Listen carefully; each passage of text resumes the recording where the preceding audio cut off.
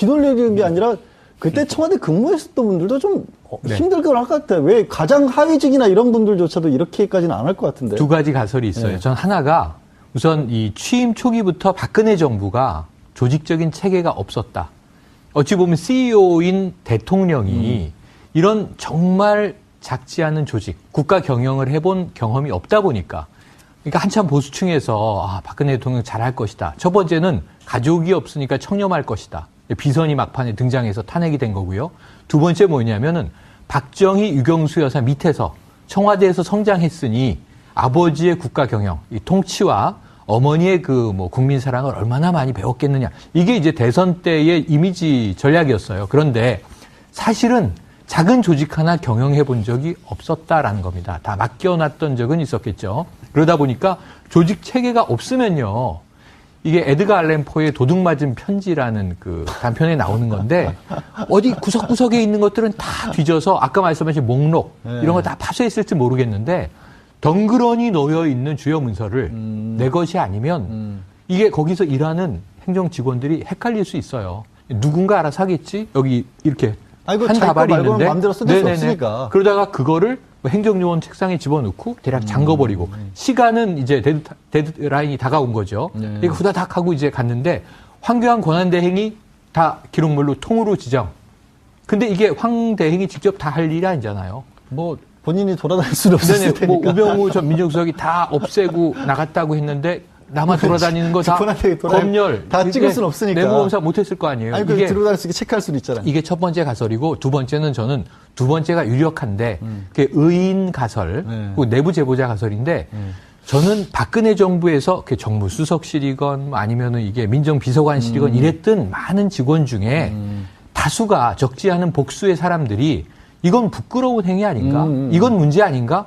공직해본 사람들은 이게 문제라는 건 거의 다 알았을 거예요. 그중에 나는 이걸 용기를 내서 내가 고발하거나 제보하지 못하지만 다음 정부가 청와대를 접수하면 이걸 꼭 좀 발견해 주기를 하고 묻어놓은 자료, 파쇄기에 집어넣지 않은 덩어리가 여러 덩어리가 있을 수 있겠다는 생각도 들더라고요. 그 의인가설이란 말이 있는 말이에요? 만들어낸 말이에요? 만들어낸 겁니다. 오늘 굉장히 어려운 말 많이 쓰시네요. 애를 많이 있어 보이려고 하는 하는 겁니다. 네.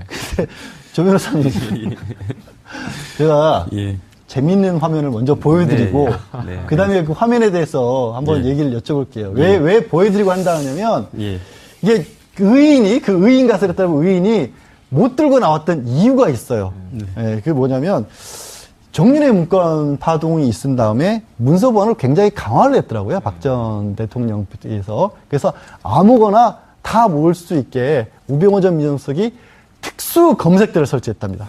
센서에 철장까지 갖춰가지고 무슨 저런데 요새를 만들어 놓은 건데 그거를 오늘 이제 조국 민정수석이 철거하도록 지시를 했다고 하는데 그 영상을 한번 보시고 조 변호사님이 그 설명을 그 가치를 여쭤볼게요. 제가 영런 시대를 끝내겠다라고 이제 조국 민정수석이 없앤 건데 자, 조 변호사님 도대체 종이에 특수용지를 발라가지고 종이를 들고 나가면 삐 소리가 나게 만들었다는 게 뭘 그렇게 감추고 싶었을까요? 그러니까 분명히 이제 나가면 이게 비밀 비밀이 유출된 걸 처벌하는 것과는 별도로 사람 입에 회자되는 것만으로도 문제가 될 사실들이 많았다라는 걸 추단할 수 있는 부분이거든요.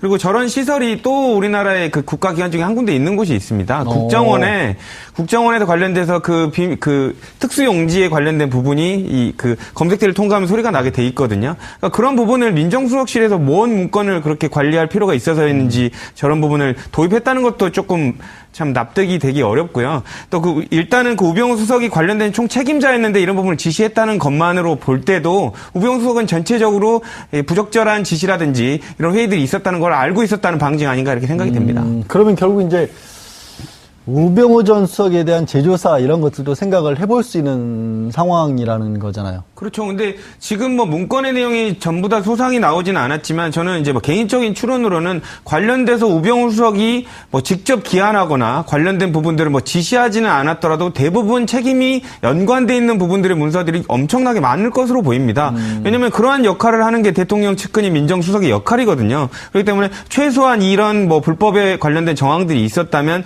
최소한 인지하고 대통령에 관련된 보고를 하는 데 있어서 대통령의 추가 지시사항이 있었으면 이 부분을 실행하는 데 조력을 했을 가능성은 꽤 있다고 보여집니다.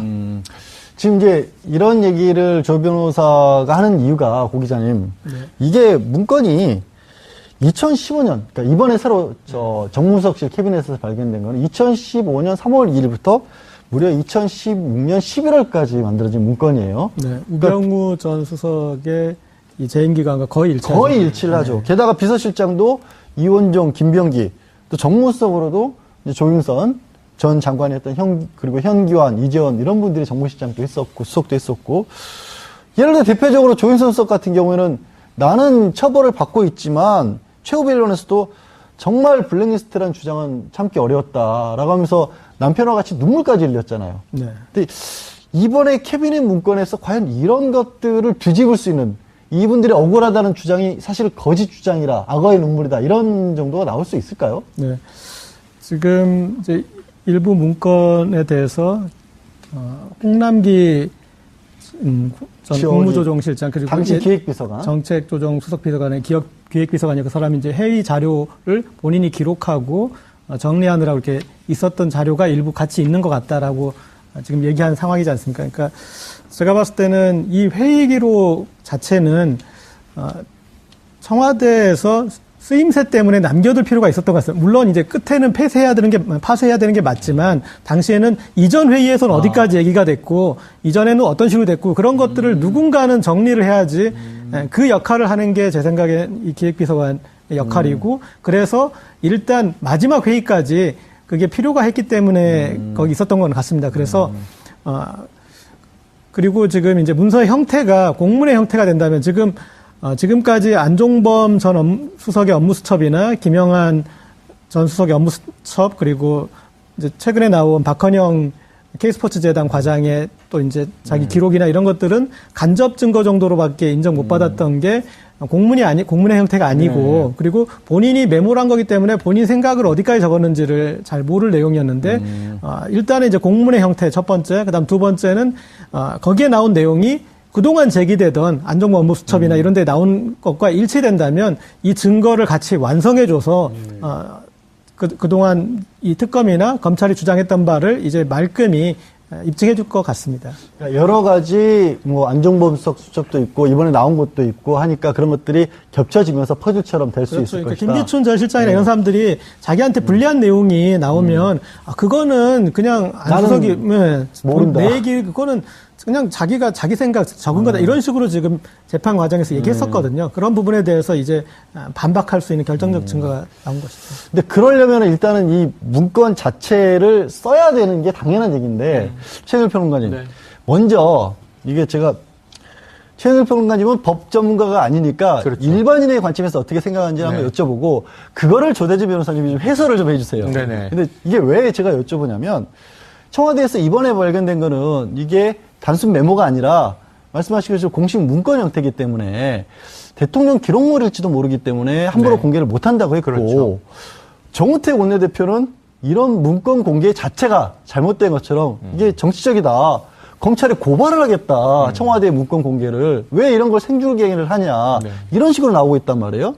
이거를 그럼 우리가 봐야 된다고 생각하세요? 못 본다고 생각하세요? 뭐 법적인 거는 조 변호사님이 설명을 해주실 거지만, 일반인의 관점에서. 일반 국민의 관점에서 저는 그냥 일반인은 아니고요. 네. 추리 소설을 많이 읽어서 머리가 좋은 일반인으로 해주세요. 아니, 네. 추리소설 안 읽으신 분들도 머리 좋아요? 좀 이상한 또. 헤어스타일은 좋으세요? 네, 감사합니다. 그래서 이게 이 국민들이 알 권리가 당연히 있다. 하지만 이 절차적인 검토는 필요하다. 그래서 전 청와대가 검찰로 넘겼다. 좋습니다. 왜냐하면 이 지난 정부가 정상적인 정부였으면 법적 검토를 먼저 하는 게 옳은데, 저는 검찰이 한번 이걸 스크리닝하고 이 정도는 공개해도 좋다. 이거는 좀 이제 이 대통령 지정 기록물에 준하는 것이네요. 사실 대통령이 이걸 직접 지정한 바가 없어요. 대통령이 그 자리에 없었어요, 사실은. 그리고 권한대행이 지정을 대신했어요. 이것도 법적인 논란은 있는 거예요. 하지만 해버렸으니까 그냥 기록관으로 넘어갔다 할 수 없다 치고, 정이 필요하면 이게 고등법원에 영장을 받든가 국회에서 의결을 하든가 해서 열어볼 수 있는 거 아닙니까? 그런데 이거 흘리고 간 거잖아요. 그러니까 제가 보기엔 이것은 범죄의 흔적일 가능성이 매우 높으나, 청와대가 공개하면 청와대가 정치적 빌미를 제공해서 정치적 공세의 대상이 됩니다. 지금 이 정도만 해도 이미 야당들은 공격을 하고 있잖아요. 그런데 저는 이번 청와대는 지난번에 불통 청와대와 다르게 친절한 청와대다. 소통 청와대다. 이 정도 브리핑도 안 했으면 언론이 때로 달려들어서 무슨 자료가 어느 정도 분량이 어떻게 나왔는데 어디로 왜 넘긴 겁니까를 집요하게 문들하고 비생산적인 시간을 더 보냈을 거예요. 이 정도 공표 딱 좋다. 제가 보기에는 과한 이야기도 아닙니다. 이런 정도 내용은 공개할 수 있지만 목록만 이렇습니다. 하지만 거기에 이제 청와대가 몇 가지 팁을 달았어요. 뭐라고 지난번 거보다 더 세다.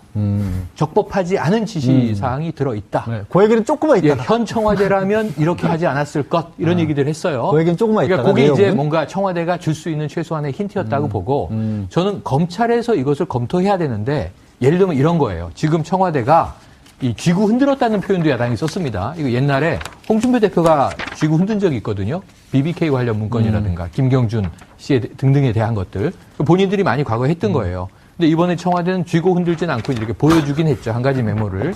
그런데 그 안에 삼성 아그레망 이렇게 써 있다고 치자고요. 우리가 봐도 뭔지 모르잖아요. 근데 지난번 특검에서는 안종범 수첩의 단 두 단어의 조합, 삼성과 아그레망을 가지고 이 당시에 미얀마죠? 대사.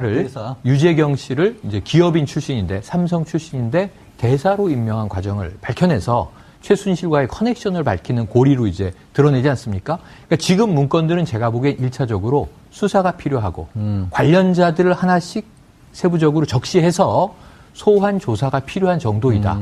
그럼 이게 지금 오늘 나온 게 1361개 문건. 지난번 1차로 이제 민정수석실에서 나온 게 300종, 300건.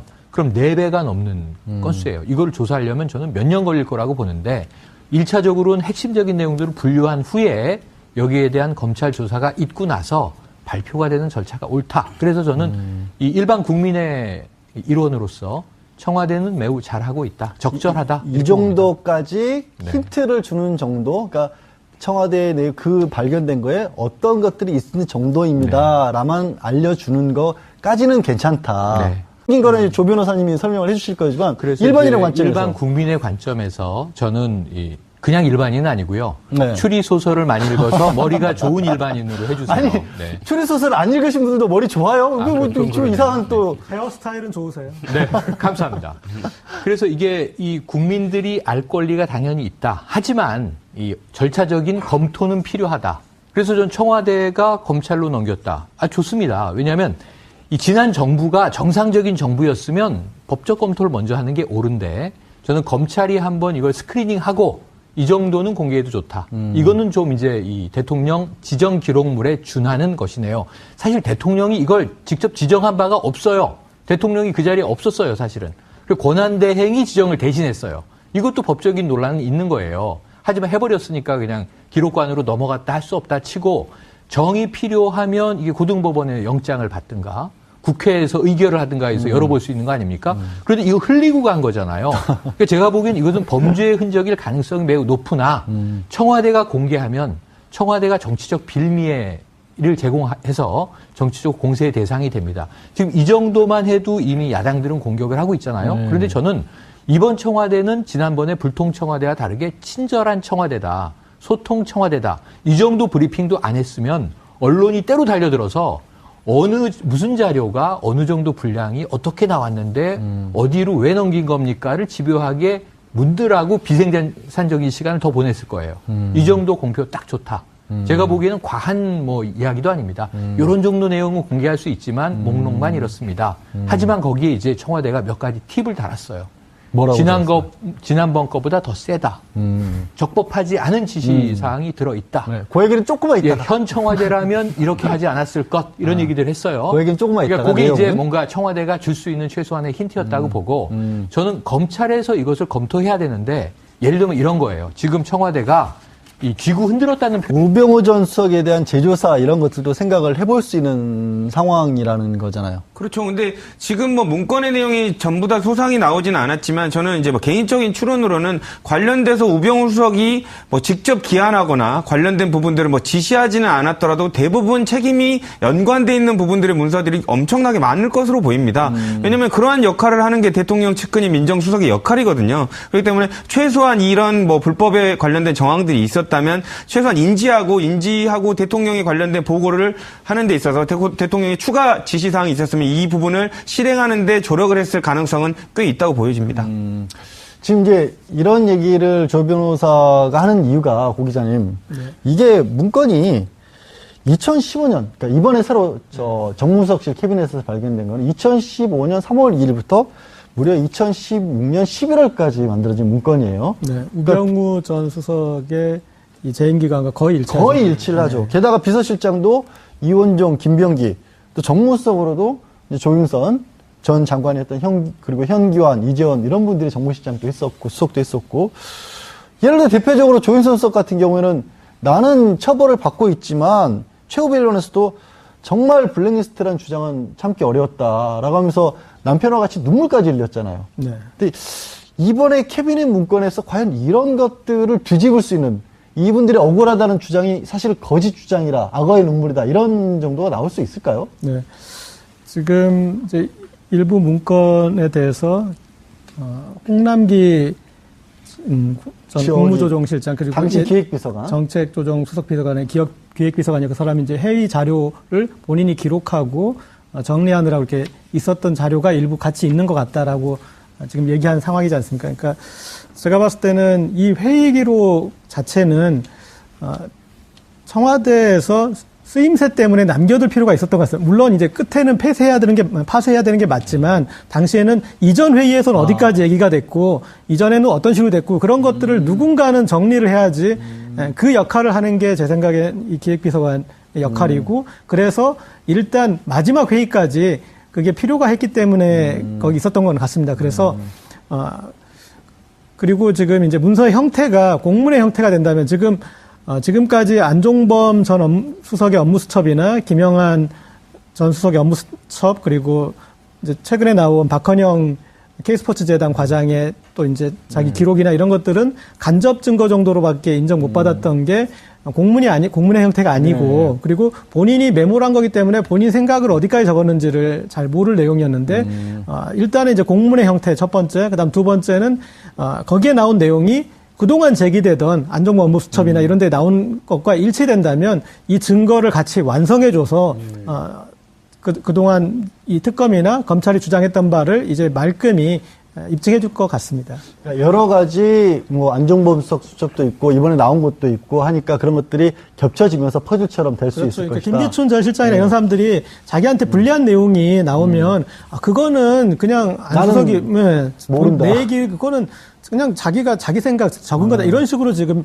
재판 과정에서 얘기했었거든요. 그런 부분에 대해서 이제 반박할 수 있는 결정적 증거가 나온 것이죠. 근데 그러려면 일단은 이 문건 자체를 써야 되는 게 당연한 얘기인데 최영일 평론가님 먼저 이게 제가 최영일 평론가님은 법 전문가가 아니니까 그렇죠. 일반인의 관점에서 어떻게 생각하는지 한번 여쭤보고 그거를 조대지 변호사님이 좀 해설을 좀 해주세요. 네네. 근데 이게 왜 제가 여쭤보냐면 청와대에서 이번에 발견된 거는 이게 단순 메모가 아니라 말씀하신 것처럼 공식 문건 형태이기 때문에 대통령 기록물일지도 모르기 때문에 함부로 공개를 못한다고 했고 그렇죠.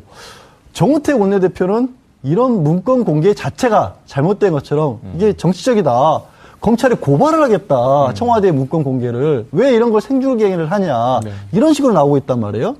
이거를 그럼 우리가 봐야 된다고 생각하세요? 못 본다고 생각하세요? 뭐 법적 나는 이걸 용기를 내서 내가 고발하거나 제보하지 못하지만 다음 정부가 청와대를 접수하면 이걸 꼭 좀 발견해 주기를 하고 묻어놓은 자료, 파쇄기에 집어넣지 않은 덩어리가 여러 덩어리가 있을 수 있겠다는 생각도 들더라고요. 그 의인가설이란 말이 있는 말이에요? 만들어낸 말이에요? 만들어낸 겁니다. 오늘 굉장히 어려운 말 많이 쓰시네요. 애를 많이 있어 쓰시는 보이려고 것 하는 같아요. 겁니다. 네. 근데 조 변호사님, 제가 재미있는 화면을 먼저 보여드리고 그 다음에 그 화면에 대해서 한번 얘기를 여쭤볼게요. 왜 보여드리고 한다 하냐면 이게 그 의인 가설에 따르면 의인이 못 들고 나왔던 이유가 있어요.